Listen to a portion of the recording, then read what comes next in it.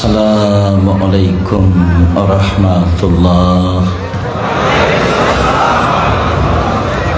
আলহামদুলিল্লাহি ওয়াহদা ওয়াসসালাতু ওয়াসসালামু আলা মান লা নাবিয়্যা বা'দা আম্মা বা'দ। ফাআউযু বিল্লাহি মিনাশ শাইতানির রাজীম ওয়া জাদিলহুম বিল্লাতী হিয়া আহসান। عن أبي هريرة رضي الله تعالى عنه قال قال رسول الله صلى الله عليه وسلم الرحمة شحنة من الرحمن قال الله تعالى من وصلك وصلته من قطعك قطعته رواه البخاري মুসলিম। সম্মানিত দিনী ভাই বোন, প্রশংসা আল্লাহর জন্য, শান্তি অবতীর্ণ হোক আল্লাহ রাসূলের উপর সাল্লাল্লাহু আলাইহি ওয়াসাল্লাম। আজকের দিনই বৈঠকে সংক্ষিপ্ত সময়ে বক্তব্যের বিষয় সদাচরণ, ভালো আচরণ। ভালো আচরণ, ভালো চালচলন নিয়ে আমরা এক গুরুত্বপূর্ণ সংক্ষিপ্ত তথ্যবহন বিবরণের চেষ্টা করব ইনশাআল্লাহুল আজিজ। ইবাদতের জগতে, বিচারের মাঠে, নেকির পাল্লায় সবচেয়ে ভারী ইবাদত ভালো চালচলনের ইবাদত। সবচেয়ে ভারী নেকি ভালো চালচলনের নেকি। ইবাদতের জগতে সালাত একটি ব্যতিক্রম ইবাদত। নামাজ, সব ইবাদতের আপোষ আছে, সালাতের কোনো আপোষ নেই। রমজান মাসে সিয়াম ফরজ, রোজা ফরজ, কিন্তু আমি অসুস্থ, পরে করব, এই যে আপোষ হলো। অথচ রমজানের মাসের সিয়াম রোজা ফরজ, পরে করেন। হজ একটা ফরজ বিধান, তো এবছর করলেন না, সামনে বছর করেন, কোনো সমস্যা নাই, করেন। যাকাত একটা ফরজ বিধান, 2 মাস আগেই দেন, চলে, 1 মাস পরে দেন, চলে। কিন্তু সালাত একটা ফরজ বিধান, এক অবাক বিধান, যার আগে নয়, পরে নয়, অসময়ে নয়, কোনো সমস্যা মানে না। পৃথিবীর ব্যতিক্রম ভিন্ন ধরনের একটি ইবাদত হলো সালাত, একেবারেই ভিন্ন। এই ছেলেরাই, যেসব লোকগুলো দাঁড়িয়ে আছে, জায়গা নেই সেই জন্য দাঁড়িয়ে আছে। তোমরা যারা দায়িত্ব পালন করো, দেখো সামনের লোকগুলো দাঁড়িয়ে আছে কেন? বসেই কথা শুনতে হবে জায়গা থাকলে। আর প্রোগ্রাম তো একদিন, দোকানপাটে বসে আছেন কেন? দেখে আসলাম আপনাকে, আপনার শরম হয় না কেন? আপনার একটু লজ্জাবোধ হয় না? আপনি তো এই জন্য এসেছেন, আর আমি আব্দুর রাজ্জাক বিন ইউসুফ আপনার জন্য এসেছি। আর আপনি মহিলা মানুষ, বেশরমা মহিলা, আপনি কি করে পুরুষের ওখানে যে বাজার করছেন, কিনছেন? স্বামী নাই, দেবর ভাসুর নাই, লজ্জাবোধ নাই, আপনি মহিলা মানুষ, আপনার শরম হয় না? আপনার একটু হায়া হয় না? আপনাকে একটু খারাপ লাগে না? আপনি ওই বাজারে দাঁড়িয়ে আছেন কেন? আপনার স্বামী নেই, আপনার বাপ নেই, আপনার বাপেরও লজ্জা নেই, নাহলে আপনি ওখানে মানুষের মধ্যে দাঁড়িয়ে থাকেন কি করে? আজকে বাজার করতে হবে কেন? আজকেই বাজার করতে হবে কেন?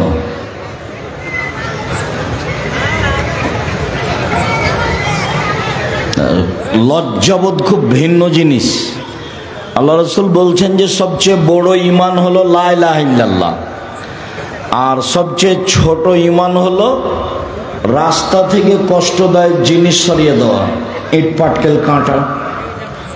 তো বড় শেষ, ছোট শেষ, তো আবার লজ্জা বলবেন কেন?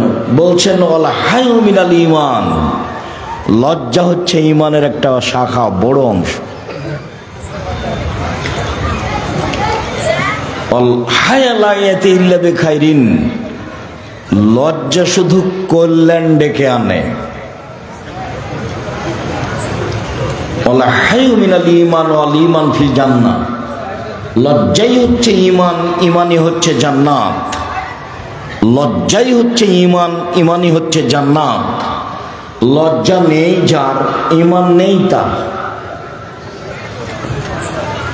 তো আপনি মহিলা মানুষ, ওই বাজার করতে ওখানে দাঁড়িয়ে আছেন কেন? বসে থাকেন, কষ্ট করে একটু বসে থাকেন, গল্প করিয়েন না। আপনিও বক্তব্য শুনতে এসেছেন, আর আমরাও কিছু আপনাদের কাছে বলতে এসেছি। ভদ্রতা বজায় রেখে চুপচাপ বসে থাকেন, আপনার কিছু না কিছু আমি উপকার করবই করব ইনশাআল্লাহ। দয়া করে আমাকে কোনো কাজ দেখাবেন না, যেহেতু আপনার কোনো কাজ আমি দেখতে রাজি নই। বক্তব্য চলাকালীন মোবাইল ব্যবহার করবেন না, বাদাম খাবেন না, গল্প করবেন না, এগুলোকে আমি ঘৃণা করি। আপনার স্বভাব এত খারাপ কেন? অল্প সময় কথা শুনবেন, তার মধ্যে এত গল্প, তার মধ্যে এত খাওয়া, তার মধ্যে দোকানপাট কেন? আপনার স্বভাবটা এত নিকৃষ্ট, জঘন্য, খারাপ কেন? স্বভাব কেন তো খারাপ? দোকানে বসে থাকা, আড্ডা পিটা, ল্যাংটা বেটি ছেলে দেখা, এরকম এবার ইতর শ্রেণীর স্বভাব কেন? পশু প্রাণীর গরু ছাগলের মতো স্বভাব কেন? ফিরে আসতেই হবে। ইবাদতের জগতে ব্যতিক্রম ইবাদত সালাত। অজু করে সালাত আদায় করতে হয়, তো পানি নেই, তো তায়াম্মুম করে করতে হবে। মাটি নেই, তো অজু আর তায়াম্মুম ছাড়াই সালাত আদায় করতে হবে। কেবলার দিকে মুখ করে সালাত আদায় করতে হয়, তাহলে কেবলা বোঝা যায় না, এমনিতেই করতে হবে। দাঁড়িয়ে সালাত আদায় করতে হয়, তো দাঁড়িয়ে থাকা যায় না, তো বসে থেকে করতে হবে।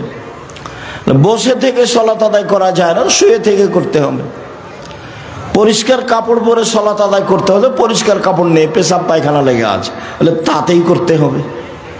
পরিষ্কার অপরিষ্কার কোনো কাপড়ই নাই, উলঙ্গ হয়ে আছে, তাহলে এই অবস্থাতেই নামাজ পড়তে হবে।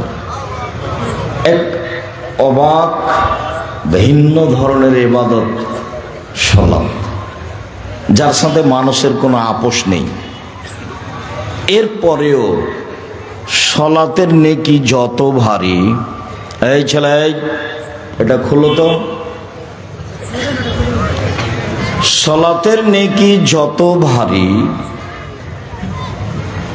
ভালো চাল চলনের নেকি তার চেয়ে হাজারো গুণ বেশি ভারী। ভালো চাল চলন কি জিনিস? হজের নেকি যত ভারী, ভালো চাল চলনের নেকি তার চেয়ে লক্ষ গুণ বেশি ভারী। ভালো চাল চলন কি জিনিস? ভালো চাল চলন সবাই বুঝে। কিভাবে বুঝে? মানুষে বলে যে লোকটার স্বভাব খুব খারাপ। কার কথা বলছো? আর তোর কথা বাদ দাও তো, ওকে দেখতেই ঘৃণা লাগে, ওর মুখ খুব খারাপ। এই দেখেন, মানুষ ভালো চাল চলন বুঝে। কার কথা বলছিল? ওই যে আহমদ, খুব ভালো ছেলে তো, স্বভাব খুব ভালো, আমাদের এখানে এসেছিল, খুব ভালো ছেলে। এই দেখেন, মানুষ মানুষের চাল চলন বুঝে, কোনটা ভালো আর কোনটা খারাপ। এটাই, এই কাজটাই ইবাদতের জগতের সবচেয়ে ভারী নেকির কাজ। বাস্তব বলি আপনাকে একটু, অটোতে আপনি বসে আছেন, তো আমি উঠেছি, আমি উঠতেই ছেলেটা টান দিয়েছি, তো আমি আপনার মুখের উপরে গিয়ে পড়ে গেছি। তো আপনি বললেন আচ্ছা যাক, বসেন বসেন বসেন, কোনো সমস্যা নেই, বসেন। বসলাম। আরেকদিন একটা লোক অটোতে বসে আছে, তা আমি উঠেছি, উঠতেই টান দিয়েছে, আমি কথার কথা বলছি, তো ছেলেটা টান দিয়েছে, আমি গিয়ে তার মুখের উপরে পড়ে গেছি। তখন আমাকে বলছে আপনার চোখ নাই, আপনার কপালে চোখ নাই, হিসব করে গাড়িতে উঠতে পারেন না। এটা একটা চাল চলন। তো কোনটা ভালো? আগেরটা। এত ভালো বুঝি আমরা। দল সংগঠন ছাড়তে হবে, তাছাড়া স্বভাব, তোমার স্বভাব পায়খানার চেয়ে খারাপ হয়ে যাবে। জীবনে কোনোদিন ক্ষমতা দেখিয়ে, দলীয় দাপট দেখিয়ে, মানুষকে গালি দিয়ে, নিন্দে করে জেল হাজতে দিয়ে ক্ষমতা দেখিয়ে বেঁচে থাকার চেষ্টা করিও না, ভুল হিসাব। জুলুম যত বেশি হবে তোমার ধ্বংস হওয়ার সময় তার চেয়ে ধ্বংসের সময়টা তত কম হবে। আপনাদের নেতার বয়স ছিল মাত্র 45 মিনিট, ফেরাউনের সময় ছিল তার চেয়ে কম।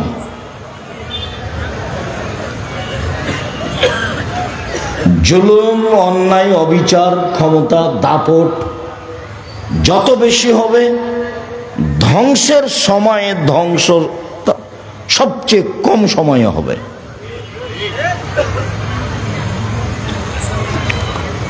রাসূল সাল্লাল্লাহু আলাইহি ওয়াসাল্লাম বলছেন যে আমি দুই শ্রেণীর মানুষের সাথে বিচারের মাঠে কথা বলবো না এবং তাদের জন্য আমি সুপারিশ করব না। তার এক শ্রেণীর মানুষ হচ্ছে মালিকুন জালিমুন, স্বেচ্ছাচার, জালেম, অত্যাচারী নেতা। আর দ্বিতীয় শ্রেণীর মানুষ হচ্ছে রাজুলুন মারিক, যারা বিশ্বাসঘাতক, প্রতারক, ধোঁকাবাজ, মানুষের সাথে ধোঁকা দিয়ে কথা বলে, মানুষের সাথে ওয়াদা করে পূর্ণ করে না। এইসব মানুষের ব্যাপারে আমি বিচারের মাঠে কথা বলবো না, এই কথা মুহাম্মদ সাল্লাল্লাহু আলাইহি ওয়াসাল্লাম বলেন। সদাচরণ, ভালো আচরণ, ভালো আচরণের নেকি বিচারের মাঠে নেকির পাল্লায় সবচেয়ে ভারী নেকির কাজ। বিচারের মাঠে হিন্দুদের পাপ নেকি ওজন হবে না, কেন? তাদের নেকি নেই। খ্রিস্টানদের পাপ নেকি ওজন হবে না, কেন? তাদের নেকি নেই। ইহুদিদের পাপ নেকি ওজন হবে না, কেন? তাদের নেকি নেই। যারা আকীদায় মার খেয়েছে বিশ্বাসে, যেমন কাদিয়ানি, যেমন শিয়া, এদের পাপ নেকি ওজন হবে না, কেন? এদের নেকি নেই। এই ধরনের যত মানুষ নিজেকে ভালো মনে করেছে কিন্তু আকীদা নষ্ট হয়ে গেছে, তাদের পাপ নেকি ওজন হবে না। ফালানুকিমু লাহু ইয়াউমাল কিয়ামাতি ওজনা, আমি তাদের পাপ নেকি ওজন করব না। ইউখাযু বিন নাওয়াসি ওয়াল আকদাম, তাদের মাথার সম্মুখ ভাগ আর পা একসাথে ধরে জাহান্নামে নিক্ষেপ করা হবে, ওদের কোনো বিচার নেই, ওদের কোনো হিসাব নিকাশ নেই। সম্মানিত দিনী ভাই বোন, আজকে আমরা প্রথমে একটা হাদিস পেশ করি যাতে আমরা বুঝবো যে আল্লাহর নবী বলেছেন ভালো চাল চলনের নেকি নেকির পাল্লায় সবচেয়ে ভারী নেকি। আবু দারদা রাদিয়াল্লাহু তাআলা আনহু বলেন, রাসূল সাল্লাল্লাহু আলাইহি ওয়াসাল্লাম বলেছেন, ইন্না আসকালা শাইইন ইদাউ ফি মিজানিল মুমিনিল ইয়াউমাল কিয়ামা খুলুকুন হাসান। বিচারের মাঠে আল্লাহ রাসূল বলেন, বিচারের মাঠে মোমেন পুরুষ নারীর নেকির পাল্লায় সবচেয়ে যেটা ভারী নেকি রাখা হবে সেটা হলো ভালো চাল চলনের নেকি। যারা আপনারা মহিলাদের দায়িত্ব পালন করছেন তারা খুব সতর্ক থাকেন। আপনি মহিলা মানুষ, দয়া করে আপোষে গল্প করবেন না। আপনার কাঁধের উপর দিয়ে যদি কেউ চড়ে চলে যায় মুখ খুলবেন না। হ্যাঁ করে এসেছেন গল্প করতে করতে আবার হ্যাঁ করে চলে যায় না, এগুলো হলো ঘৃণিত স্বভাব। আপনার স্বামী একজন কাপুরুষ, তার এটা প্রমাণ। তোমার বাপ একটা অযোগ্য বাপ, এটা তার প্রমাণ। নইলে তুমি মহিলা মানুষ সেখানে এসে হি হি করে হাসো, গল্প করো কেন? তোমার লালন পালনের ত্রুটি আছে। সম্মানিত দিনী ভাই বোন, আমার সাথে কথায় সাড়া না দিয়ে আপনি এক খেলে আমার দিকে চেয়ে থাকবেন, আমি আপনার কিছু না কিছু উপকার করবই করব ইনশাআল্লাহ। বিচারের মাঠে সবচেয়ে ভারী নেকির ইবাদত হলো ভালো চালচলন। আল্লাহ তাআলা বলেন, ইদফা বিল্লাতি হিয়া আহসান। মুহাম্মদ সাল্লাল্লাহু আলাইহি সাল্লাম সমাজে কথা বলার সময় প্রতিপক্ষ যা বলে আপনি তার চেয়ে সুন্দর বলুন। মুহাম্মদ সাল্লাল্লাহু আলাইহি সাল্লাম মানুষের সাথে কথা বলার সময় মানুষে যা বলে আপনি তার চেয়ে ভালোটা বলুন। সমান সমান বলে যে সে ভালো নয়। যে বলতে পারে, আচ্ছা ভাইজান আপনি গালি দিলেন, আমি আর কি বলবো, আপনাকে আমি কিছু বলতে চাচ্ছি না, আমি গেলাম, এইটা হলো ভালো। আল্লাহ আমাদের নবীকে এটা আদেশ করলেন। আমিও জীবনে খুব চেষ্টা চালাচ্ছি, একটা হলো মানুষের প্রতিশোধ নিব না জীবনে, যে যা পারবে করুক বলুক। আর একটা মানুষের পিছনে পড়ব না, বদনাম গীবত করতে রাজি নই। সে আমাকে ধুয়ে ছেড়ে দিল, আপনি যা বলেন আমি তার উত্তর দিতে রাজি নই। আল্লাহ তাআলা বলেন, ওয়াজাদিলহুম বিল্লাতি হিয়া আহসান। মুহাম্মদ সাল্লাল্লাহু আলাইহি সাল্লাম মুখামুখি কথা বলার সময়, সমাজে বাক বিতণ্ড তর্কের সময় প্রতিপক্ষ যা বলে আপনি তার চেয়ে উত্তম ভালো বলুন। মুখামুখি কথা বললেও আপনার কথা যেন তার চেয়ে বেশি না হয়।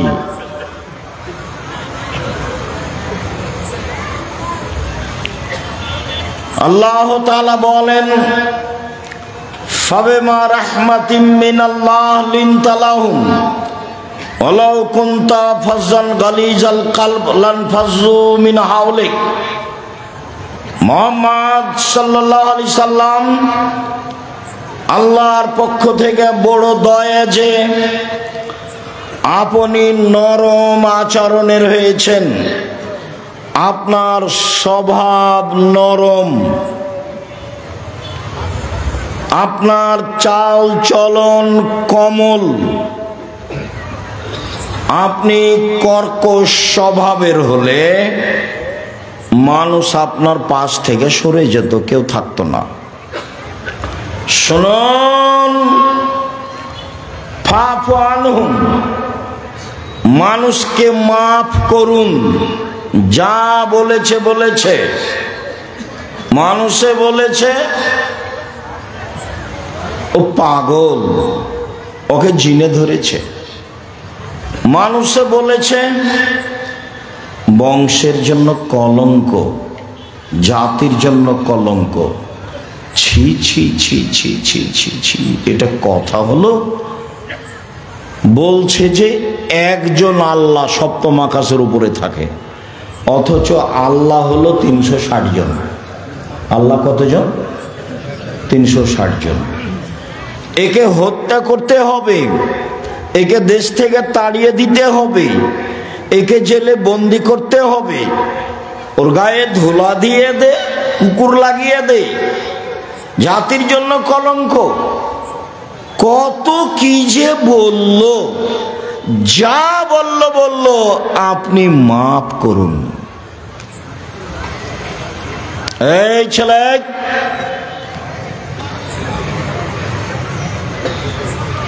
ধৈর্যের পরিচয় দিবেন।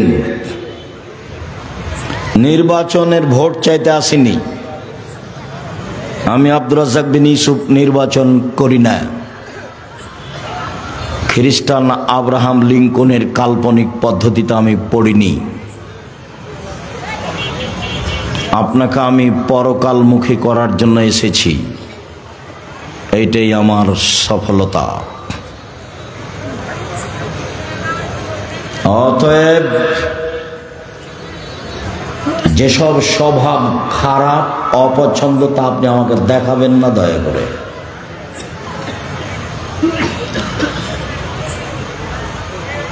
মহান আল্লাহ বলেন, আস্তাগফির লাহুম, জনগণ আপনাকে গালি দিয়ে যে পাপ করেছে, সেই পাপের জন্য আপনি আল্লাহকে বলেন, আল্লাহ ওরা না বুঝে যে আমাকে গালি দিয়েছে, ওদের গুনাহ হয়েছে, তুমি ওকে মাফ করো।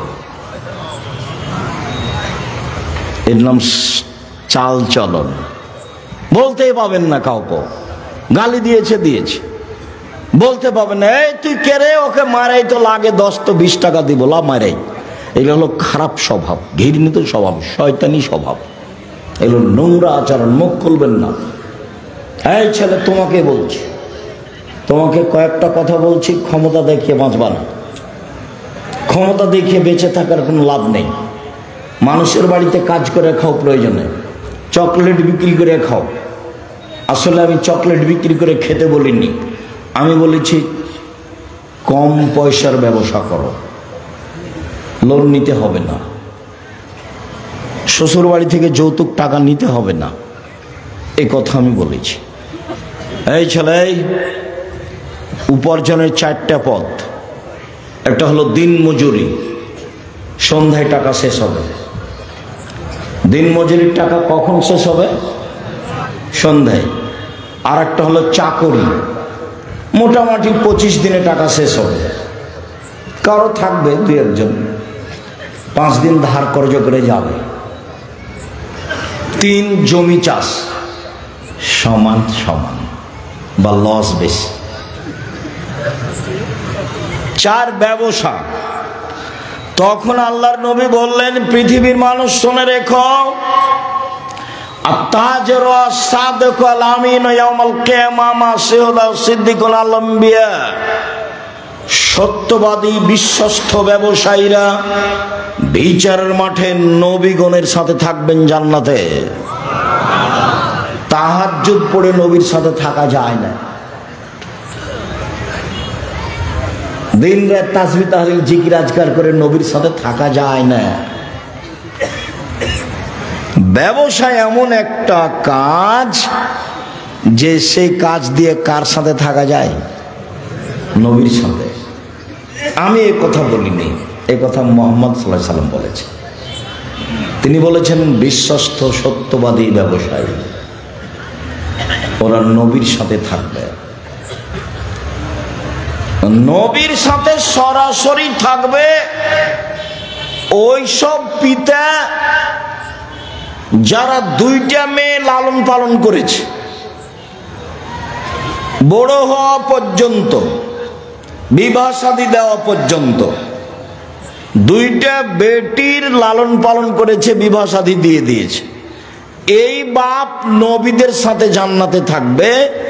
তখন তিনি এই তরজমার মধ্যমা এই 2টা আঙ্গুলকে দেখিয়েছেন, দেখো এই 2টা আঙ্গুল যেমন জমা হয়ে আছে, 2টা মেয়ের লালন পালন করবে যে বাপ, সেই বাপ আর আমি জান্নাতে এভাবে থাকব।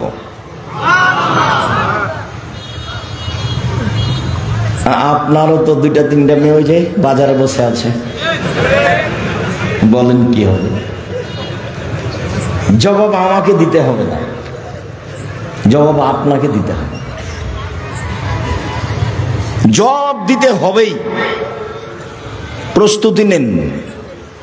আপনি বুঝতেই পারেননি যে ছেলে মেয়েকে লালন পালন করতে হয় কিভাবে।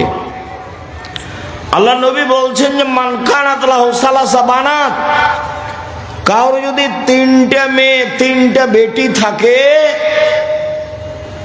আল্লামাহুন্না, তাকে যদি বিদ্যা শিখিয়ে দেয়, ও আদাবাহুন্না, তাকে যদি শিষ্টাচার শিখিয়ে দেয়, ও জাওয়াজাহুন্না, যদি তার বিবাহ শাদী দিয়ে দেয়, ও আহসানা ইলাইহিন্না, যদি তার সাথে ভালো আচরণ করে, তাহলে বিচারের মাঠে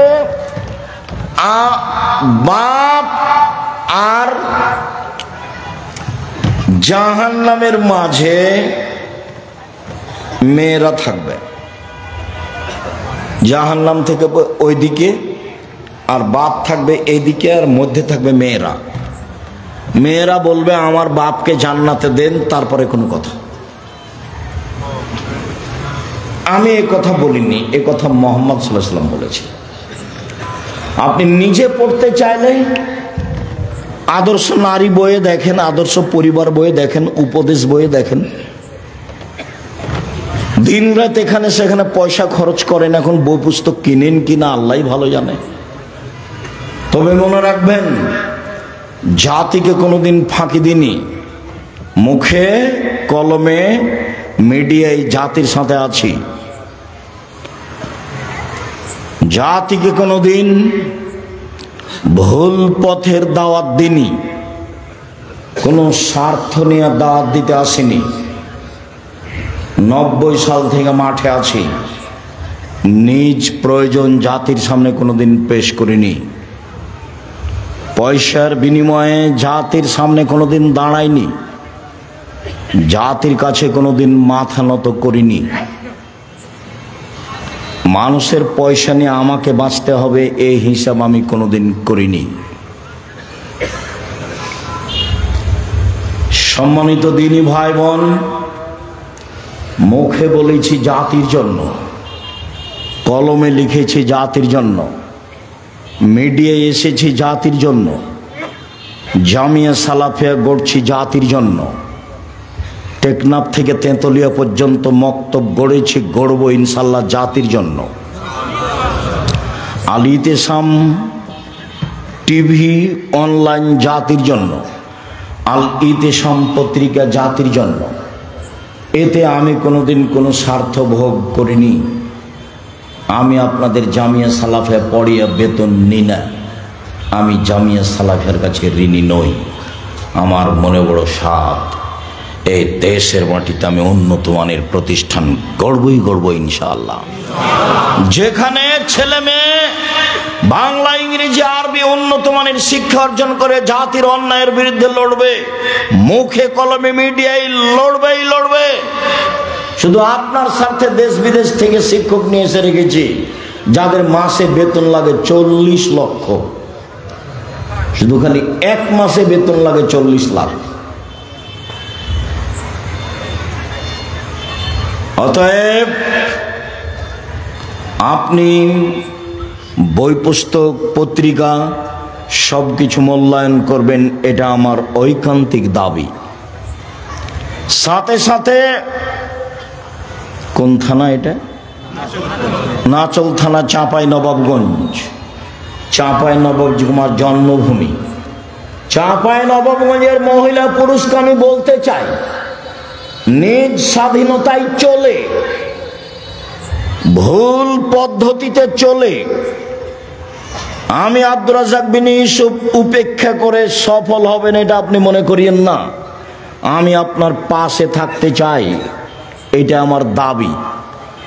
আপনি মহিলা বৈঠক ডেকে বুবু বুবু বলে, ধর্মের নামে এইসব কিছু বলে পরকাল সফলতা অর্জন করতে পারবেন না, আপনার ভুল হিসাব। জাতির যদি রাস্তাঘাট করে দিতে না পারি, জাতির যদি স্কুল কলেজ করে দিতে না পারি, জাতিকে চূড়ান্ত সঠিক ধর্ম দিতে পারবো ইনশাআল্লাহ। ধর্মের ব্যাপারে জাতিকে ফাঁকি দিয়ে পরকাল হারাতে রাজি নই, এই জিম্মেদারি নিন। কাজেই আপনি চাঁপাইনবাবগঞ্জ জেলার মানুষ হিসাবে, আমি আপনার জন্মভূমির জেলার মানুষ হিসাবে ভিতরে সংকীর্ণতা না রেখে কাছে এসে কিছু পরামর্শ দিবেন, ধর্মের ব্যাপারে পরামর্শ নেবেন, এটাই আমি আপনার বাড়ির মানুষ হিসাবে আমার ঐকান্তিক দাবি।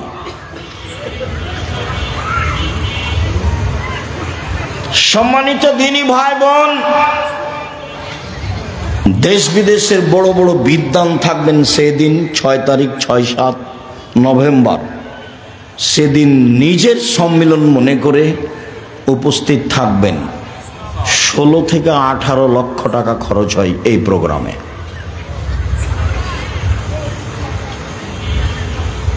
আমি জাতির সেবায় পিছে হটিনি। আপনি কোনো দুর্বল সাইড উল্লেখ করে নিন্দা করে পিছনে হটলে ক্ষতি আপনার হবে। বলছিলাম, মহান আল্লাহ বলেন, মুহাম্মদ সাল্লাল্লাহু আলাইহি সাল্লাম, আপনি মানুষকে মাফ করুন। মুহাম্মদ সাল্লাল্লাহু আলাইহি সাল্লাম, আপনি মানুষের জন্য ক্ষমা চান, প্রতিশোধ নেবেন না। মহান আল্লাহ বলেন, আল্লাযীনা ইনফিকুনা ফিস সাররাই ওয়াজ দাররাই ওয়াল কাযিমিনাল গায়জ ওয়াল আফিনা আনিন নাস, ওরা জান্নাতি, এক সচ্ছল অসচ্ছল অবস্থায় দান করে যারা, বেশি টাকা আছে লক্ষ টাকা দান করে যারা, কম টাকা আছে 5 টাকা 10 টাকা দান করে যারা, তারা জান্নাতে যাবে। 2, আল কাযিমিনাল গায়জ, রাগকে দমন করে, রাগ দিয়ে বিচার করে না, রাগ দিয়ে প্রতিশোধ নেয় না, স্ত্রীকে গালি দেয় না, ভাইয়ের সাথে ঝগড়া করে না, দলাদলি করে মানুষের সাথে মারামারি করে না, মানুষকে জেল হাজতে দেয় না, মানুষকে নিয়ে মিছিল মিটিং করে না, মানুষের ক্ষতি করে না, মানুষকে মাফ করে যে সে জান্নাতে যাবেই। আফিনা আনিন নাস, মানুষকে মাফ করে যে সে জান্নাতে যাবে। 1, ধনী হোক গরিব হোক দান করে যে। 2, রাগ দিয়ে কাজ নেয় না যে। 3, মানুষকে মাফ করে যে, এরা জান্নাতে যাবে। একজন সাহাবী বলছেন যে সাহাবীগণ আল্লাহর নবীকে বললেন, আল্লাহর নবী বলেন তো, মা খায়রু মাউতিল ইনসান, আল্লাহ যে মানুষকে অনেক নিয়ামত দিয়েছেন তার সবচেয়ে উত্তম কোনটি? সবচেয়ে উত্তম নিয়ামত কোনটি? এই ছেলে, ওই ছেলেটা ভিতরে হাঁটছে কেন? আপনি খেয়াল করছেন না? আপনার পাশে ও তো কথা বুঝবে না, ও তো মনে করছে এই যে আমি একটু ঘুরে আসি।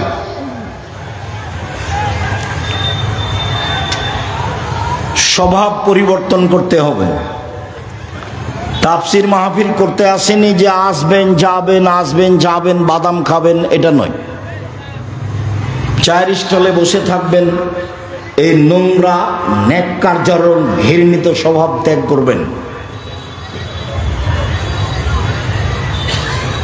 আল্লাহ রাসূল বলছেন, মানুষকে আল্লাহ যত নিয়ামত দিয়েছেন তার সবচেয়ে উত্তম নিয়ামত হচ্ছে ভালো চাল চলন। নওয়াস ইবনে সামান রাদিয়াল্লাহু তাআলা আনহু বলেন, রাসূল সাল্লাল্লাহু আলাইহি সাল্লামকে জিজ্ঞাসা করা হলো, আল্লাহর নবী, মাল বিররু আল ইসমা, পাপ কি জিনিস, নেকি কি জিনিস? আল্লাহর নবী উত্তরে বললেন, আল বিররু হুসনুল খুলুক, পৃথিবীর মানুষ মনে রেখো, নেকি হলো ভালো চাল চলন। আল্লাহর নবী উত্তরে বললেন না হজ হলো নেকি। আল্লাহর নবী উত্তরে বললেন না রমজান মাসের সিয়াম রোজা হলো নেকি। আল্লাহ রাসূল উত্তরে বললেন ভালো চাল চলন হলো নেকির কাজ। ঘুমানোর পূর্বে আজ বড় ভাইয়ের সাথে যদি গন্ডগোল হয়ে থাকে, গন্ডগোল বড় ভাইয়ের কারণেই হয়েছে, কিন্তু আপনাকে হাত ধরে ক্ষমা নিতে হবে, এটাই হলো ভালো চাল চলন।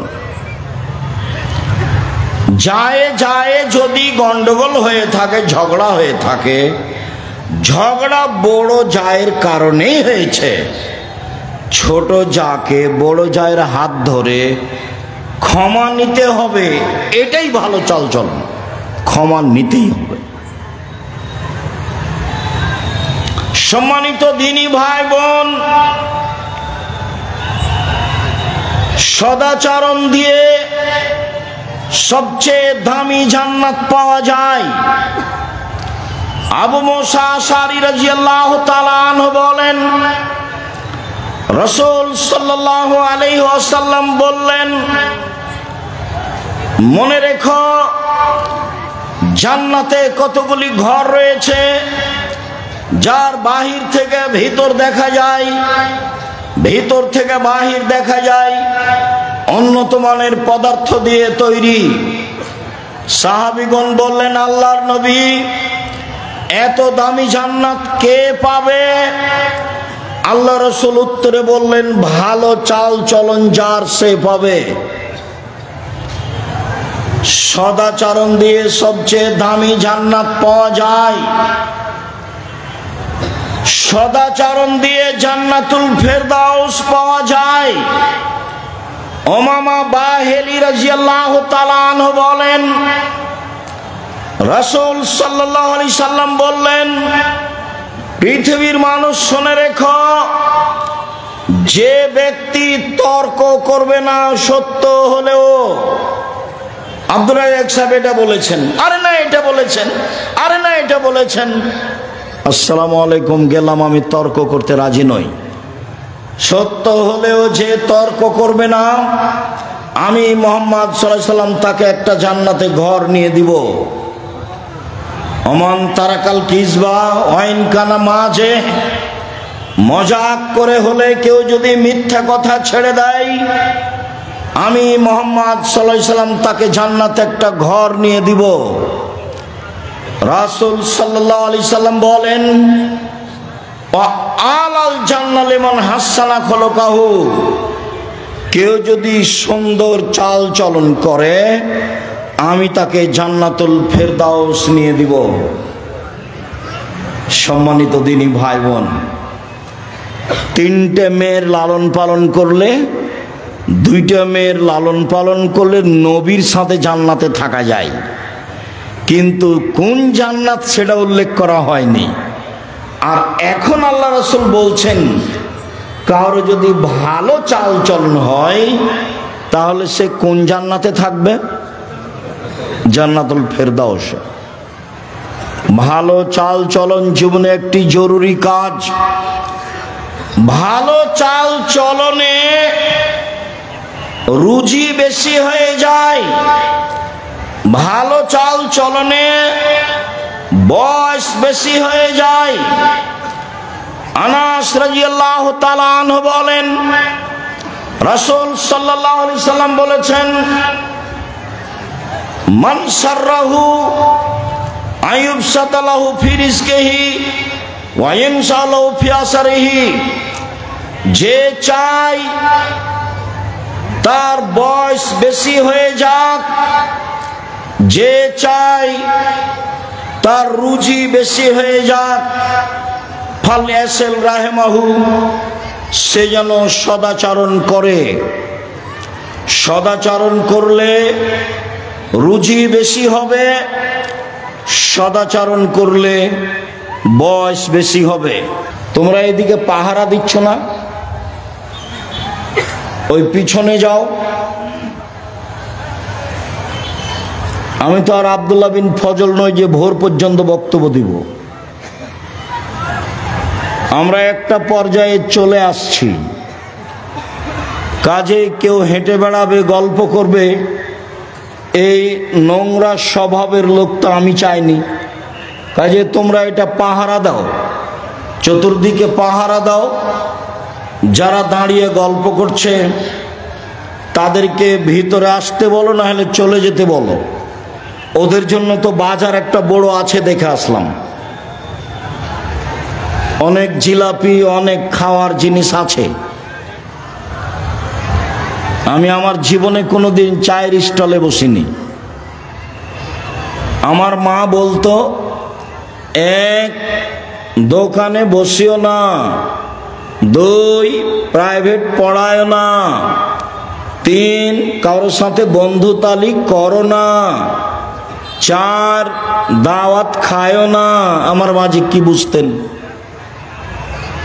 এক, দোকানে বসিও না, দুই, প্রাইভেট পড়ায় না, তিন, কারোর সাথে বন্ধুতালি করো না, চার, দাওয়াত খায়ও না।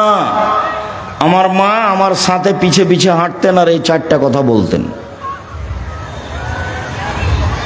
আমরা তো কোনোদিন জীবনে দোকানে বসিনি মনে হয়। বেঁচে আছি তো।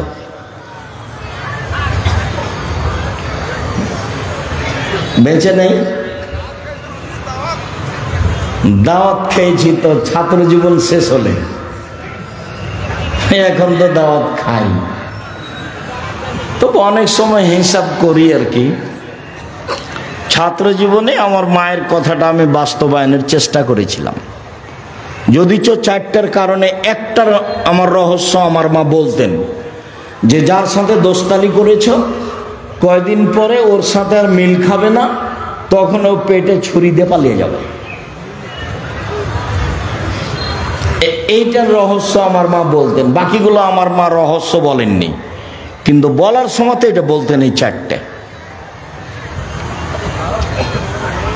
তার মানে দোকানে বসার স্বভাব ভালো নয়। এখন ধরেন আমরা এখানে কথা বলছি, যারা দোকানে দাঁড়িয়ে আছে গল্প করছে, ওকে যদি বলা হয় যে আপনি কি ভালো, তো বলবে না আমিও গরু ছাগল পশু প্রাণীর মতো। বুঝে না ওরা, অন্তর আছে বুঝে না, দেখে না ওরা, চক্ষু আছে দেখে না, শোনে না ওরা, কান আছে শোনে না। একা কালা নাম, তারা পশু প্রাণীর মতো, তারা গরু ছাগলের মতো, তারা কুকুর শ্রীগুলোর মতো, বালহুম আজাল, বরং তারা তার চেয়েও খারাপ। পশু প্রাণীর মতো, গরু ছাগলের মতো। এই স্বভাব কেন হবে? আমি অবশ্য অনেকখানি ভাবি মাঝে মধ্যে। জীবনে একটা চেষ্টা চালিয়েছি 90 সাল থেকে, সেটা হলো জাতিকে বলতে চেষ্টা করেছি এই দেশের মাটিতে শতকরা 95 জন বক্তা আছে মিথ্যুক। এটা আমি জাতিকে জানাতে চেয়েছি। শতকরা 98 জন মুফাসসির মিথ্যুক। বলতে চেয়েছি এই দেশের মাটিতে প্রায় 3 লক্ষ জালজয়ী হাদিস আছে মিথ্যা। আমার বাসায় আছে 10,000। আমার বাসায় কতটি আছে? 10,000। ধর্মের নামে মিথ্যা কথা আছে, এই কথা আমি বলতে চেয়েছি। তাতে দেশবাসী বুঝেছে যে ধর্মের নামে মিথ্যা কথা আছে। মানুষ মরে, জান যায়, তার পাশে বলতে হবে লা ইলাহা ইল্লাল্লাহ। আল্লাহর নবী বলেছেন, মান কানা আখিরু কালামিহি ফাদাখালাল জান্নাহ, মান কানা আখিরু কালামিহি লা ইলাহা ইল্লাল্লাহ ফাদাখালাল জান্নাহ। যার শেষ কথা লা ইলাহা ইল্লাল্লাহ হবে, সে জান্নাতে চলে যাবে। সূরা ইয়াসিন পড়তে হবে মুমূর্ষ ব্যক্তির পাশে বা মরার পাশে, এই যা হাদিস জাল মানুষ করছে, আহলে হাদিস মানুষ করছে। লাশকে চিৎ করে রাখা যাবে না, কাত করে শুয়ে রাখতে হবে। বুকের উপরে হাত রাখতে হবে না, পাশে হাত রাখতে হবে। মানুষ মারা গেছে, অজু গোসলের সময় মুছ কাটা যাবে না, হারাম। পরিষ্কার পরিচ্ছন্নতার কাজ করা যাবে না। নখ কাটা যাবে না, পেট চেপে পেশাব পায়খানা বের করা যাবে না, সব হারাম। শ্বাস বন্ধ হয়ে গেছে, সব বিধান বন্ধ। অজু দিয়ে গোসল দিতে হবে মাত্র, এইটুকু ছাড়া আর কিছু নেই। লাশকে সামনে রেখে নেতারা ধারাবাহিক বক্তব্য দিচ্ছে, এই বক্তব্য হারাম। এমন কোন মায়ের বেটা জন্ম নেয়নি পৃথিবীর ইতিহাসে যে লাশকে সামনে রেখে বক্তব্য দিতে হয় তার প্রমাণ দিতে পারে। ধর্ম বিকৃত করেছে হুজুরি। আমি উপস্থিত হব তোমাদের জানাজায়, তখন দেখি কোন নেতা কথা বলে, বলায়ও তো দেখি এত বড় নেতা কে জন্ম নিয়েছে।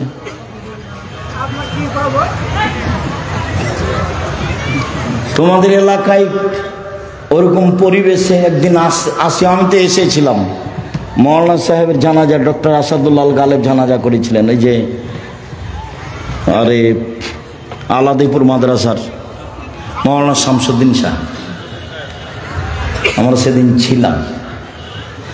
জানাজার সময় ডক্টর সাহেবই তো জানাজা পড়ালেন। এমন তো দুঃসাহস কেউ করে না, করে সে কিছু করবে এটা আমি ধারণাও করি না।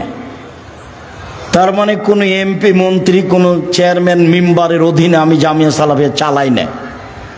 জামিয়া সালাফিয়া বৈদেশিক পয়সা দিয়ে চলে না। জামিয়া সালাফিয়া কোনো বড় ধরনের বিত্তশালী দিয়ে চলে না। জামিয়া সালাফিয়া কোনো লোকের কথা দিয়ে চলে না। জামিয়া সালাফিয়া কোনো কমিটি দিয়ে চলে না। জামিয়া সালাফিয়া একটা সৈন্যের উপরে আছে, মাসে 40 লাখ টাকা বেতন লাগে। কেউ ক্ষমতা দেখে একটা কাজ করে নিবে এমন দুঃসাহস মাটিতে নেই। কেউ এমন দুঃসাহসের মানুষ মাটিতে নেই। আমার জীবনে আমি কোনোদিন বক্তব্য দিতে গেছি কোনো মসজিদে, কোনো জায়গাতে ওর কথা অনুপাতে বক্তব্য দিতে হবে 90 সাল থেকে এখন পর্যন্ত কোনোদিন ঘটেনি। সম্মানিত দিনী ভাই বোন, এই জন্য আমি দাবি রাখি যে আমি আব্দুর রাজ্জাক বিন ইউসুফ কোনো এলাকায় গেলে সে এলাকার ভাই বোন আত্মীয় স্বজন মানুষজন সবাই আসবে, এমনকি হিন্দু আসবে, আমি তার কিছু না কিছু উপকার করবই করবো ইনশাআল্লাহ। সম্মানিত দিনী ভাই বোন, চাল চলন ভালো যার সে জান্নাতুল ফেরদাউস পাবে, এ কথা মুহাম্মদ সাল্লাল্লাহু আলাইহি সাল্লাম বলেন। 3টে মেয়ের লালন পালন করলে, 2টে মেয়ের লালন পালন করলে নবীর সাথে জান্নাতে থাকা যাবে, তবে জান্নাতুল ফেরদাউসের কথা নেই। পৃথিবীতে একটাই ইবাদত, সেটা হলো ভালো চাল চলন, যার বিনিময় হলো জান্নাতুল ফেরদাউস। সম্মানিত দিনী ভাই বোন, ভালো চাল চলনে বয়স বেশি হয়ে যায়, ভালো চাল চলনে রুজি টাকা পয়সা বেশি হয়ে যায়। মুখ খারাপ করে ব্যবসা বাণিজ্য করবেন না, মুখ খারাপ করে জাতিকে ক্ষমতা দেখাবেন না। মাটির মানুষ মাটির মতো হয়ে থাকবেন। যত উপস্থিত মহিলা আছেন, আপনাকে অনুরোধ করে বলছি, শাশুড়িকে উপেক্ষা করে কথা বলবেন না, মাকে উপেক্ষা করে কথা বলবেন না, ননদকে উপেক্ষা করে কথা বলবেন না, জায়ের ছেলে মেয়ে যাকে দেখে উপেক্ষা করে কথা বলবেন না। নরম হয়ে যান, মুখামুখি উত্তর নেই, ফল ভালো হবেই হবে। মুরব্বী আপনাকে বলছি, আল কেটে জমি বাড়াবেন না। আপনাকে বলছি, ক্ষমতা দেখিয়ে মানুষের নামে মামলা করবেন না। দাপট দেখিয়ে মানুষকে অপমান খাটো করবেন না। চাঁপাইনবাবগঞ্জ নাচলের ভাষায় মানুষকে গালি দিবেন না, জান্নাত হবেই হবে ইনশাআল্লাহ।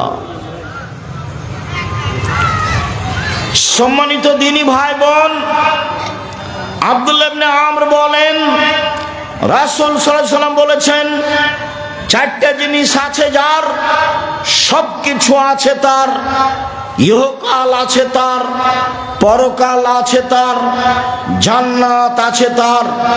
চারটা জিনিস আছে যার, সবকিছু আছে তার, ইহকাল আছে তার, পরকাল আছে তার, জান্নাত আছে তার।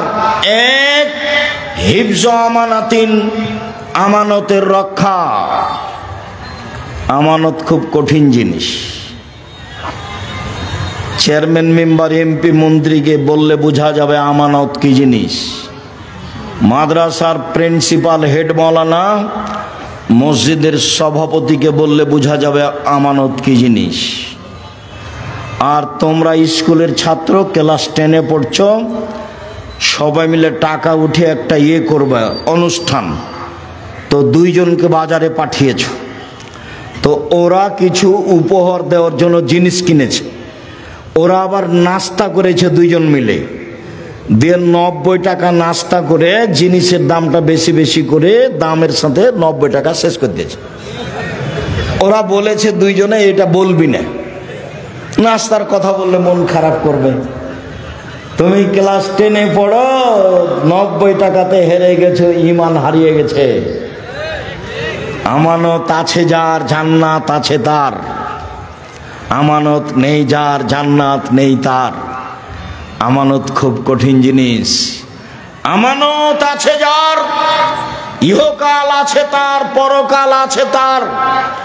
তাই তো আমি বলেছি, সমাজের দায়িত্বশীল যদি জানতো আমানতদারি দায়িত্ব কত কঠিন, তাহলে জনগণকে বলতো, জনগণ আপনাদের ভোটে আমি নির্বাচিত চেয়ারম্যান, আমার দায়িত্ব নেওয়া ভুল হয়েছে। আব্দুল রাজ্জাক সাহেবের বক্তব্য শুনেছি, যারা দায়িত্বে আমানতের খেয়ানত করে তাদের বিচার দেরিতে হবে। একদিন দেরি হলে 50,000 বছর, 3 দিন দেরি হলে কত বছর? 1.5 লক্ষ বছর। আমি চলে গেলাম, আসসালামু আলাইকুম, আমার বাবার জমি আছে 10 শতক, বেগুন চাষ করে খাবো, এই রুজি খেতে আমি রাজি নই। আবু জার গেফারি রাদিয়াল্লাহু তাআলা আনহু বলেছিলেন, আল্লাহর নবী আমাকে এলাকার নেতা করে দেন। আবু জার গেফারি বলছেন, আল্লাহ রাসূল বলছেন, আবু জার গেফারি তুমি করেছো কি? নেতৃত্ব আমানত, আর তুমি হলে জয়ীফ, দুর্বল, দুটো এক নয়, হবে না তোমার নেতৃত্ব দেওয়া। পিঠের উপরে থাবা মেরে বলছে, আবু জার গেফারি তুমি করেছো কি? বিচারের মাঠে নেতার সামনের চুলকে ধ্রুবসার তারার সাথে বেঁধে ঝুলিয়ে রেখে দিবেন। এরপরেও বলবে, এইভাবে আমার ঝুলে থাকা ভালো দুইজনের মাঝে দায়িত্ব পালন করার চেয়ে। সবাই দেখতে পারেন, প্রত্যেকটা হাদিস গ্রন্থে আছে নির্বাচন অধ্যায়, রাজত্ব পর্ব। অতএব আমানতদারি আছে যার, জান্নাত আছে তার। 2, হুসন খালিকাতিন, ভালো চাল চলন যার, জান্নাত আছে তার। 3, সিদক হাদিসিন, সত্য কথা যার, জান্নাত আছে তার। 4, ইফাতুন বিতমাতিন, বৈধ রুজি যার, জান্নাত আছে তার। 1, দিন মজুরি। 2, বৈধ চাকরি। 3, জমি চাষ। জাতির উপকার করা যাবে না, বেঁচে থাকা যাবে মাত্র। 4, ব্যবসা, চকলেট হলেও জাতির উপকার করা যাবে। সারাদিনে 500 টাকা যদি 200 টাকা যদি বিক্রি করি, তাহলে 100 টাকা যদি লাভ থাকে, 30 টাকা খাবো, 70 টাকা থেকে যাবে। মুহাম্মদ সাল্লাল্লাহু আলাইহি সাল্লাম বলেন, বিবেচনা করে মধ্যম পন্থায় খরচ করা অর্ধেক জীবিকা নির্বাহ। মধ্যম পন্থায় খরচ করা অর্ধেক জীবিকা নির্বাহ। আয় অনুপাতে ব্যয় করা অর্ধেক জীবিকা নির্বাহ। বোকামি খরচ করলে সংসার ধ্বংস হবে। আর বউ যদি হস্তিনী হয় তাহলে সংসার এমনিতেই ক্ষতিগ্রস্ত হবে। হস্তিনী কি জিনিস? ঘর বাড়ি ভালো করে ঝাড়ু দেয় না, জিনিসপাতি ভালো করে সাজগোজ করে রাখে না, চাউল তরি তরকারি এসবগুলো ঢেকে রাখে না। আল্লাহ রাসূল বলছেন, পৃথিবীর মানুষ শোনো, এজাম সাইতুম কুফু সিবিয়ানাকুম, সন্ধ্যার সময় বাচ্চাদের ধরে রাখো, এই সময়তে শয়তান ছড়িয়ে পড়েছে। রাত একটু পার হলে বাচ্চা ছেড়ে দাও। শয়তান যদি বাচ্চাকে দেখতে পায় তাহলে বাচ্চা চিল্লাচিল্লি করবে, কাঁদবে। ছাদের উপরে নিয়ে যাওয়া যাবে না, আঙিনায় উঠানে নিয়ে যাওয়া যাবে না, বাইরে খুলিতে চত্বরে নিয়ে যাওয়া যাবে না, ওকে ঘরে আটকে রাখতে হবে। 2, দরজা বন্ধ করো, জ্বালানা বন্ধ করো, বিসমিল্লাহ বলো। তোমার মাকে জিজ্ঞাসা করে দেখো, আজকে জীবনে কোনোদিন বিসমিল্লাহ বলে দরজা বন্ধ করেছিল? মনেই নাই। পেশাব পায়খানায় গেলে দোয়া মনে থাকে না, আবার এইটা। জীবন এমনিতেই চলছে গরু ছাগলের মতো। বক্তব্য শুনতে এসে দোকানপাটে বসে থাকা যেমন, গরু ছাগলের জীবনও তেমন, তাফসীর মাহফিলও তেমন। এইসব জুলেখার কাহিনী। বুবু, নামাজে যখন দাঁড়াবা বুবু, 2 পায়ের গোড়ালি জমা করে নিও বুবু। 2 পায়ের গোড়ালির মধ্যে ফাঁকা যদি রাখো বুবু, তো লজ্জা স্থানের যোগাযোগ বুবু মাটির সাথে হবে, মাটি অভিশাপ করবে।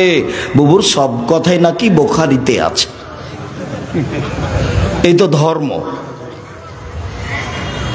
লাশ পড়ে আছে, বুবু কি যে বক্তব্য দিল, আর লম্বা দোয়া মেরে দিল বুবু।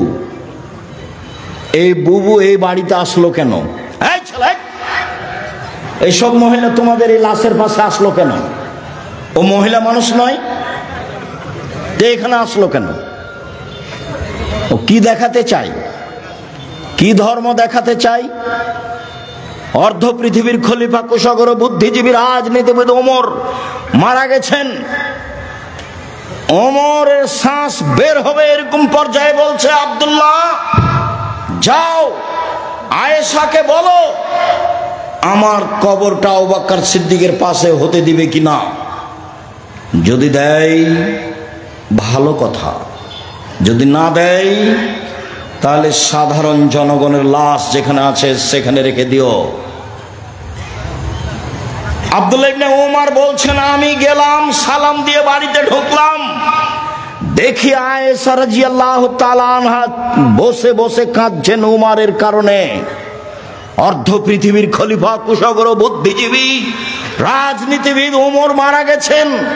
আয়েশা রাদিয়াল্লাহু তাআলা আনহা দেখতে আসেননি, বাড়িতে বসে কান্নাকাটি করছেন। বললেন, ঠিক আছে, ওমরকে অনুমতি দিলাম, তার কবর আবু বকর সিদ্দিকের পাশেই হবে, যদিও আমার ইচ্ছে ছিল।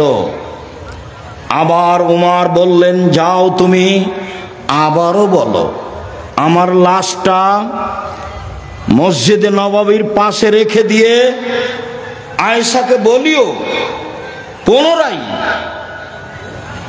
ওমরের কবর কি আবু বকর সিদ্দিকের পাশে দিব? যদি হ্যাঁ বলে দিও, না বললে বাকিউল গারকাদে জনগণের পাশে আমার কবর দিও। শোনো, আয়েশাকে বলার সময়তে বলিও ওমর আবু বকর সিদ্দিকের পাশে থাকতে চেয়েছে। বলিও না যে আমিরুল মুমিনিন চেয়েছে, আমিরুল মুমিনিন বলো না। আরে 20 বছর আগে তার চেয়ারম্যানই পদ শেষ হয়েছে, বলছে সাবেক চেয়ারম্যান, বলছে সাবেক প্রিন্সিপাল। এই ছেলে, কথা আমি বুঝাতে পারিনি, বুখারীর হাদিস। ওমর কি বলছেন ছেলেকে? যে আব্দুল্লাহ আয়েশার কাছে গিয়ে বলিও যে কবরটা আবু বকর সিদ্দিকের পাশে দিতে দিবে কিনা। বলার সময়তে বলিও ওমর চেয়েছে, বলিও না যে আমিরুল মুমিনিন চেয়েছে। না, বুঝাতে পারলাম না কথা। আয়েশাকে গিয়ে বলিও না যে কে চাচ্ছে জায়গা, আমিরুল মুমিনিন চাচ্ছে, এটা বলিও না। আমি এখন জাতির আমিরুল মুমিনিন নই। অর্ধ পৃথিবীর খলিফা, কুশাগর বুদ্ধিজীবী রাজনীতিবিদ ওমর, যাকে দেখে রাস্তাতে শয়তান চলে না। আল্লাহর নবী বলছেন, জান্নাতে ঘুরছিলাম, দেখলাম খুব টকটকে ঝকঝকে ঘর, অবাক হয়ে গেলাম, এত সুন্দর ঘর। পাশে একজন বৃদ্ধা মহিলা। আমি বললাম, ঘরটি কার বলতে পারো? মহিলা বলল, ঘরটি উমারের। আমি আঁতকে উঠলাম। উমারের আত্মমর্যাদা আমার স্মরণ হলো। আমি ভিতরে যেতে চেয়েছিলাম, কিন্তু উমারের আত্মমর্যাদাকে হিসাব করে আমি এই ঘরের ভিতরে যাইনি। আল্লাহ রাসূল বলছেন, আমি উমারের আত্মমর্যাদাকে হিসাব করি।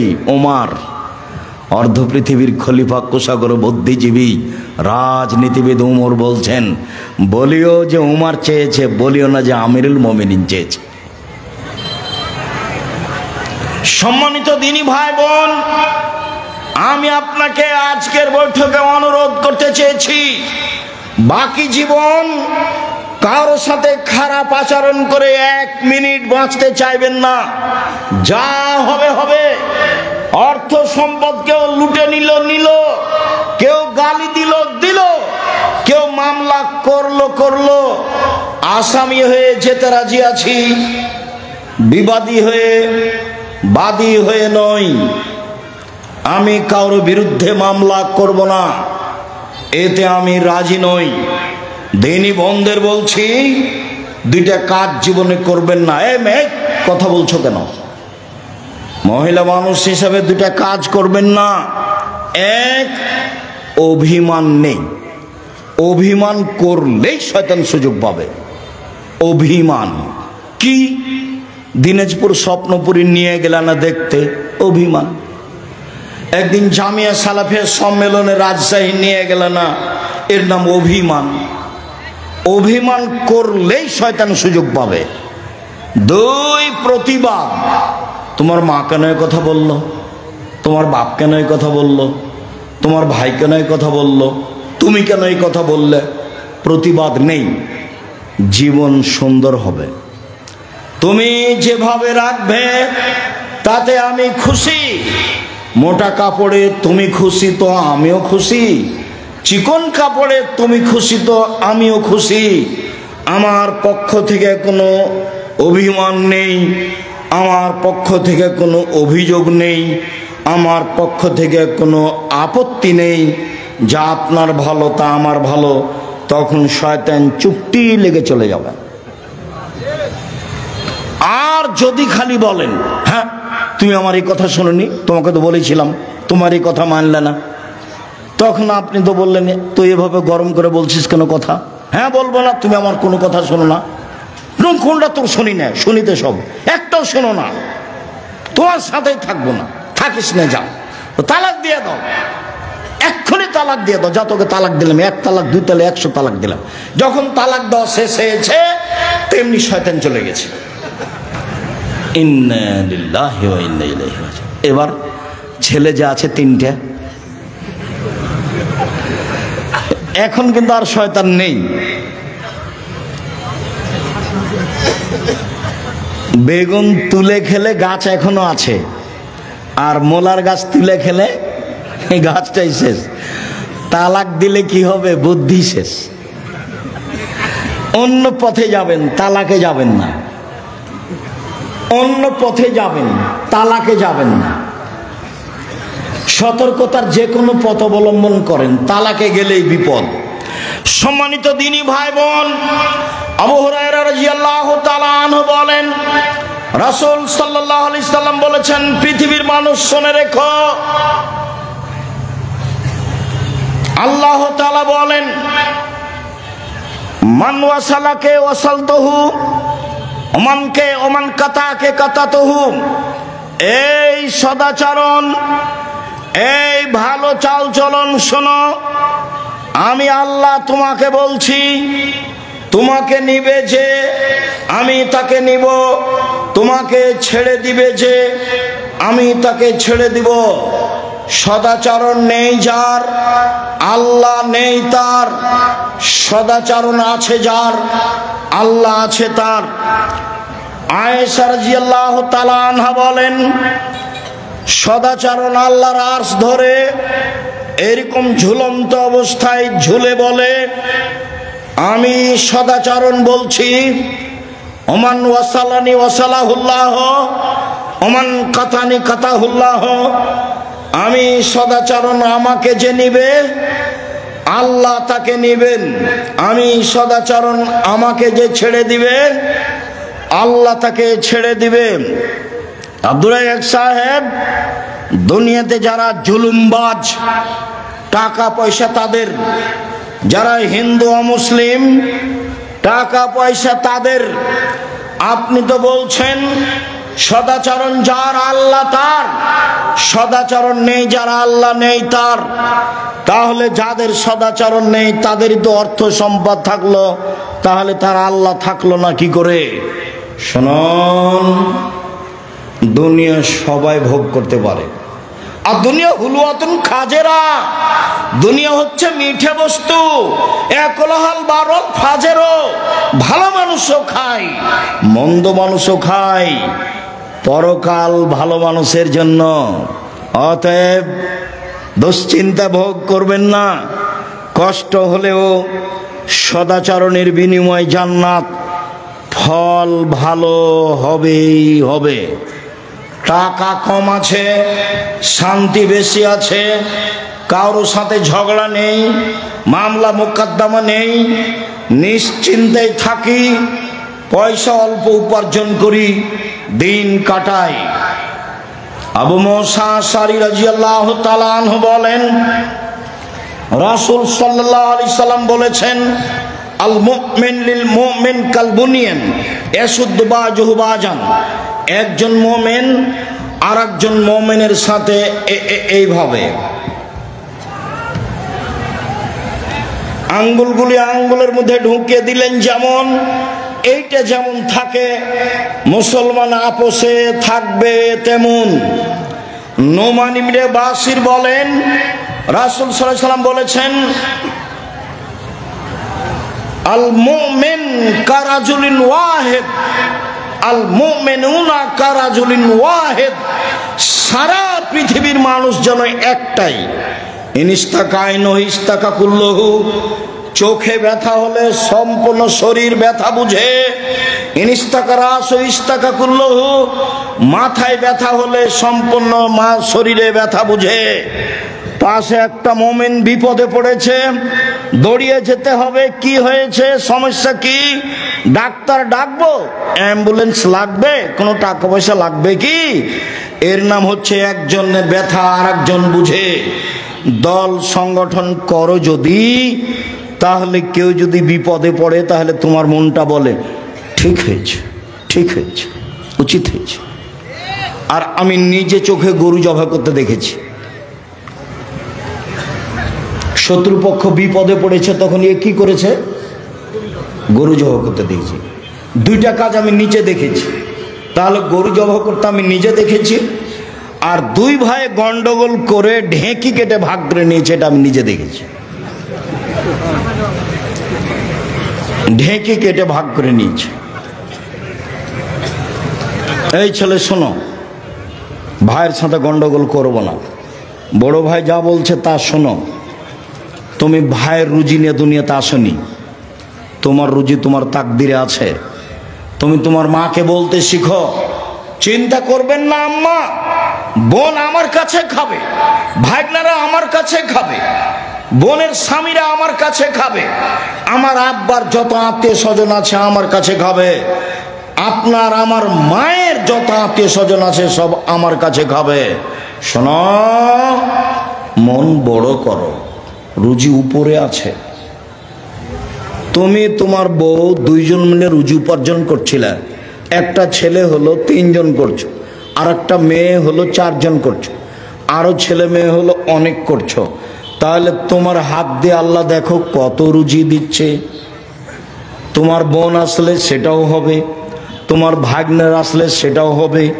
উপর থেকে একটা আল্লাহর দয়া থাকবে, তোমার ভালো আচরণের কারণে তোমার অর্থ সম্পদ বাড়তে থাকবে, কোনোদিন পিছিয়ে হটিও না।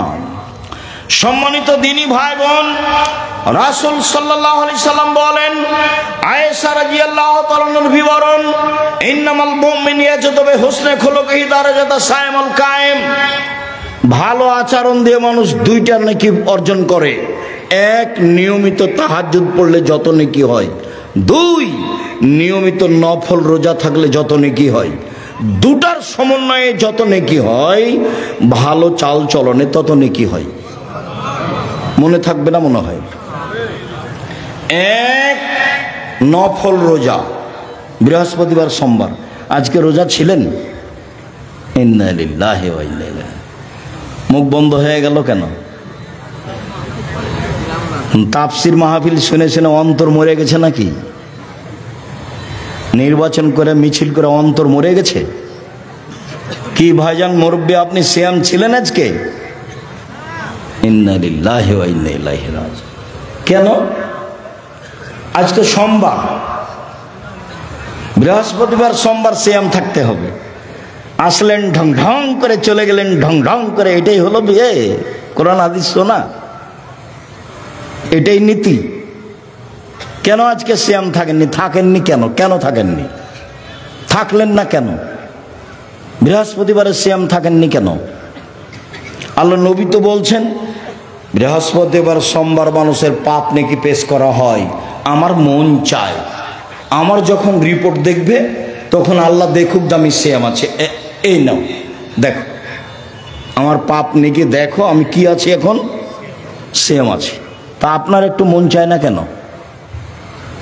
ইবাদতের জগতের সবচেয়ে দামি ইবাদত সিয়াম। কি ইবাদতের জগতে সবচেয়ে দামি ইবাদত, কেন আপনি সিয়াম থাকেননি?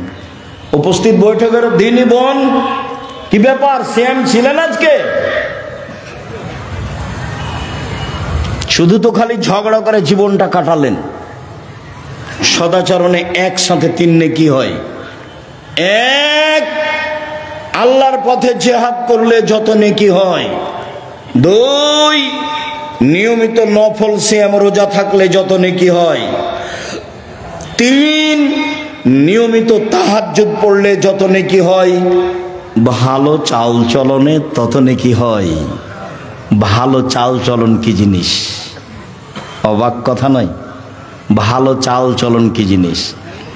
রাসূল সাল্লাল্লাহু আলাইহি সাল্লাম বলেন, ইন্না মিন আহাব্বিকুম ইলাইয়া আহসানুকুম খুলুকান। তোমাদের মধ্যে সবচেয়ে ভালো মানুষ আমার কাছে সেই যার চাল চলন ভালো। সবচেয়ে ভালো পুরুষ সেই যে স্ত্রীর কাছে ভালো। আমি নিজেও আমার স্ত্রীদের কাছে ভালো। ভালো নারী কে? এক, স্বামীর সাথে কথা বললে হাসি মুখে বলে। দুই, স্বামী আদেশ করলে পালন করে। তিন, স্বামী বাড়িতে না থাকলে নিজেকে হেফাজতে রাখে। সেই হলো ভালো নারী। ভালো নারী কে? এক, স্বামীর সাথে চলে প্রেম প্রীতি ভালোবাসা নিয়ে। দুই, আল মওলুদ বেশি বেশি সন্তান দিতে পারে। তিন, আল মুতিয়াত স্বামীর ব্যথায় ব্যথিত হয়। চার, আল মুসিয়াত স্বামীর সাথে সব সময় কথাবার্তায় সমস্যায় সুবিধাই একসাথে থাকে। যে চারটা গুণ আছে যার, সেই হলো ভালো নারী। খাদিজার মতো, আয়েশার মতো। এক, স্বামীর সাথে ভালোবাসা প্রেম প্রীতিতে থাকে। দুই, বেশি বেশি সন্তান দিতে পারে। তিন, স্বামী বিপদগ্রস্ত হলে সান্ত্বনা দিতে পারে। 4, স্বামীর সব সময় কথাবার্তায় কাজে অংশগ্রহণ করে। 1 মিনিট, এই ছেলে খেয়াল করো তো দেখি ধরতে পারো কিনা। আল্লাহ নবী গারে হিরাতে ছিলেন, ইবাদত করছিলেন, তো হঠাৎ জিবরাইল এসে চেপে ধরে বলছেন, বলেন ইকরা, পড়েন। তা আমাদের নবী বলছেন পড়তে জানি না। তো জিবরাইল বলছেন পড়েন। তা আমাদের নবী বলছেন আমি পড়তে জানি না। তো জিবরাইল বলছেন পড়েন। তা আমাদের নবী বলছেন আমি পড়তে জানি না। চেপে ধরে বলছেন পড়েন, ইকরা বিস্মি রাব্বিকাল্লাযী খালাক, খালাকাল ইনসানা মিন আলাক। এই অবস্থা দেখে আল্লাহর নবী তাড়াহুড়ো করে ঘরে এসে বলছেন, খাদিজা জাম্মেলুনি জাম্মেলুনি খাসিতু আলা নাফসি, আমাকে কম্বল দিয়ে জড়িয়ে ধরো খাদিজা, আমি মনে হয় মরেই যায় নাকি, আমি খুব বিপদগ্রস্ত। তখন উত্তরে কি বলছেন দেখেন, আর আপনার বউ কি বলবে সেটা আপনাকে দেখাবো। 1, কাল্লা, কখনো নয়, অসম্ভব, হতে পারে না, আপনার বিপদ আসতে পারে না। কাল্লা, কখনো নয়, অসম্ভব, হতে পারে না, আপনার বিপদ আসতে পারে না। আল্লাহে, আল্লাহর কসম, আল্লাহে, আল্লাহর কসম, আল্লাহে, আল্লাহর কসম, মাইজিকাল্লাহ, আল্লাহ আপনাকে অপমান করবেন না। কেন? 1, তাসেলুর রাহিমা, আত্মীয়র সাথে সদাচরণ করেন, সদাচরণ, ভালো চাল চলন। 2, তাকসেবুল মাদুমা, যার টাকা পয়সা নেই তাকে সাহায্য করেন। 3, তাহমেলুল কাল্লা, যে কোনো কাজ করতে পারে না তাকে অর্থ সম্পদ দেন। 4, তাকরিজ জাইফা, মেহমানের মেহমান নওয়াজি করেন। এইসব কাজ আপনি করেন, কখনো আপনার ক্ষতি হবে না। এই কথা খাদিজা বললেন। আর আপনি আপনার স্ত্রীকে যদি বলেন, শোনো খালেদা, ঘটনায় তোমাকে তো বললাম যাও না, তোমাকে তো শতবার বললাম যান, তুমি তো কথা শোনো না, তুমি তো কথা শোনো না, তুমি তো এটা করলে, তোমার কারণে এটা হলো, নেন এবার। এ হলো 2 জনের সংসার।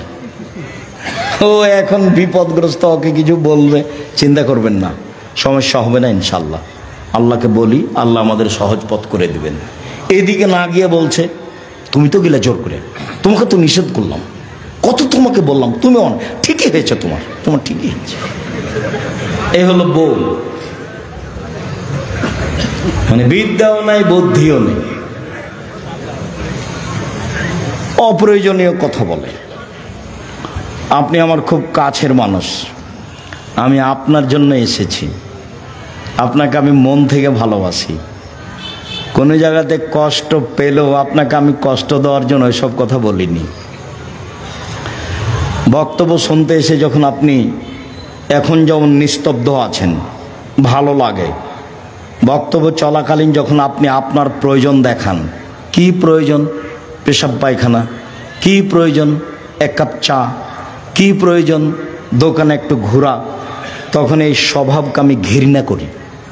আমি তো কোরআন হাদিসের কথা বলছি, আমি তো দিন রাত বলছি, জীবনে আমি অপ্রয়োজনীয় বাক্য বলিনি। তা আপনার এইটুকু ধৈর্য হয় না কেন?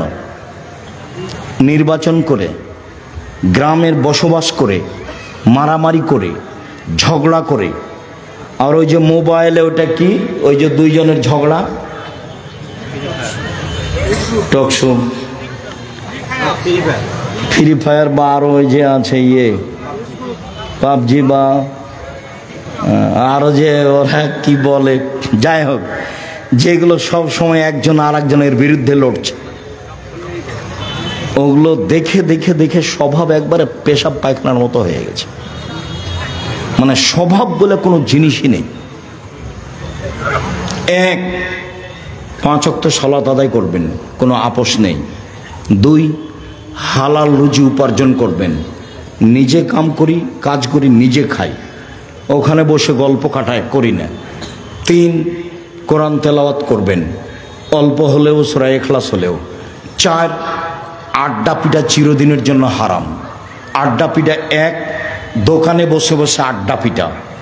আড্ডা পিটা 2, মোবাইল নিয়ে ঘন্টার ঘন্টা বসে থাকা। ওই ঘরে তোমার বোন আছে, জেনা চর্চা করছে, তুমি এ ঘরে জেনা চর্চা করছো। বাড়ির উপরে এমন বিপদ এসেছে আল্লাহর পক্ষ থেকে যে ওই ঘরে তোমার মাও জেনা চর্চা করছে, এই ঘরে তোমার বাপও করছে। পৃথিবীর মানুষ মনে রেখো, আমার জীবনে বড় ভয়, আমার উম্মত গোপন পাপে লিপ্ত হবে, এটা আমার ভয়। পৃথিবীর মানুষ শুনে রেখো, আমার জীবনে বড় ভয়, এক আইম্মাতাম মুজিল্লিন হুজুর হবে ভ্রান্ত। বক্তৃতার জগৎ এমন একটা জগৎ, বিদ্যা লাগে না, থুথির জোর যার সেই বক্তা। অথচ নাচল থানার কোন একটা হেডমাস্টারের যদি পা ধরে বলেন যে আমার এই ছেলেটা পড়াশোনা জানে না, একে পিয়ন হিসেবে নেন, তো হেডমাস্টার নিবে না।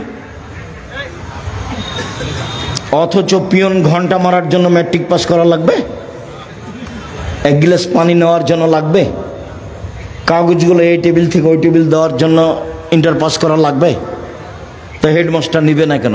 দেন দেন দেখি, পা ধরে দেন। আর বক্তা দেখেন আল্লাহর হস্তে পড়তে জানে না, অথচ বলতে পারে, কি যে বলে ও নিজেও বুঝে না। অথচ জাতির সামনে বাস ভালো খাওয়া, ভালো বিদায়, ভালো সবকিছু, ভালো গাড়ি চলছে। আল্লাহ রাসূল বলছেন আমার জীবনে বড় ভয় ভ্রান্ত আলেম ওলামা। একবার বলছেন পৃথিবীর মানুষ শুনে রেখো,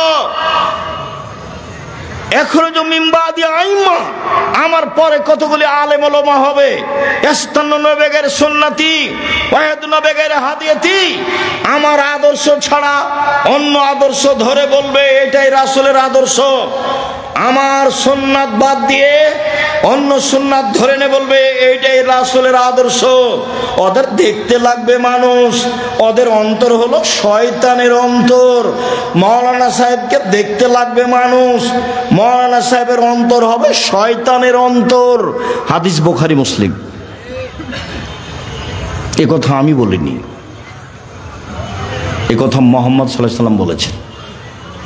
2, সাতালতাহিকু কাবাইলুল উম্মতি বিল মুশরিকিন, আমার উম্মত হিন্দুদের সাথে মিশে যাবে। তুমি পূজায় গেলে কেন? জিনিস বিক্রি করতে গেলে কেন? ঘুরতে গেলে কেন? গেছো কেন? এই ছেলে গেলে কেন? যাবা কেন? তোমার স্বভাব কেন তো খারাপ, নিচু কেন? তুমি একবারে এত নিচে নেমে গেছো কেন? ওখানে তুমি গেলে কেন? আমার উম্মত হিন্দুদের সাথে মিশে যাবে। তোমার মোবাইলে দিন রাত বাজনা বাজে কেন? এটা তো হিন্দুদের কাজ।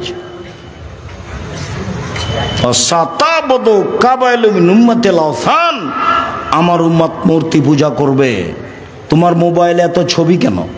তোমার মায়ের ছবি বেঁধে সাজিয়ে রেখেছো কেন? তোমার বাপের ছবি সাজিয়ে রেখেছো কেন? অ্যালবামে এতগুলো মূর্তি রেখেছো কেন? ছবি কেন রেখেছো? কেন নেতা নেত্রীর ছবি এভাবে রেখেছো? এই কথা আল্লাহ রাসূল বলেছেন আমার জীবনে বড় ভয়, আমার উম্মত মূর্তি পূজা করবে, আমার উম্মত হিন্দুদের সাথে মিশে যাবে। সম্মানিত দিনী ভাই বোন, নিজেকে বাঁচান, পরিবারকে বাঁচান, নিজেকে বাঁচান, পরিবারকে বাঁচান।